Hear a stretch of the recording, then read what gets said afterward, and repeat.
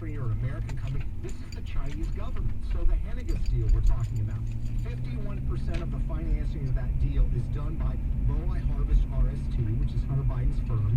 The other 49% is by the Chinese avionics company, which is China's largest military contractor, as you point out. AVIC, right? Yeah, exactly. They're the ones that stole the stealth technology. They're the ones that are trying to challenge American air superiority. And the son of the vice president, the sitting vice president at the time, is actually helping them buy into these companies. They're also involved, by the way, in Hunter Biden's firm, in buying a copper company that produces molybdenum, which is a key ingredient in hardening armor.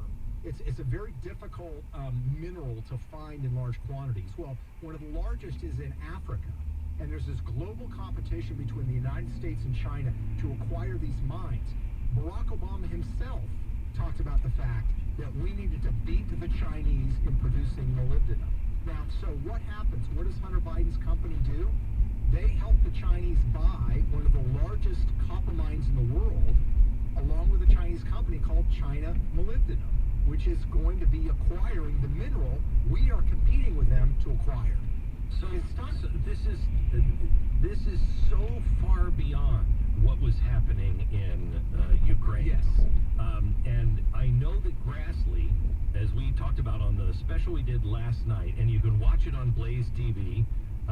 It is just under, right now I think it's just under Glenbeck TV. It was last night, February 12th, and it is stunning to see the undermining of our country by a guy with whose dad was the vice president at the time most of this happened. The Face Plus Plus, I think, happened after, because Hunter is like, my dad wasn't vice president then.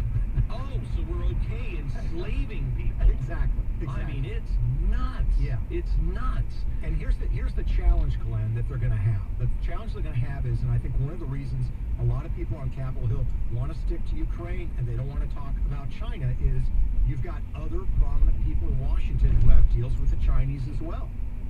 So they don't want to go there. Mitch McConnell being one of them. You and I have talked about it. I mean, the reality, does Mitch McConnell really want to have a national conversation about the Biden family and their ties to the Chinese military when his family has strong commercial ties to the Chinese shipbuilding industry, which is, of course, one of the largest military contractors as well? It's an awkward conversation, and a lot of people in Washington, D.C. have convinced themselves that by doing commerce with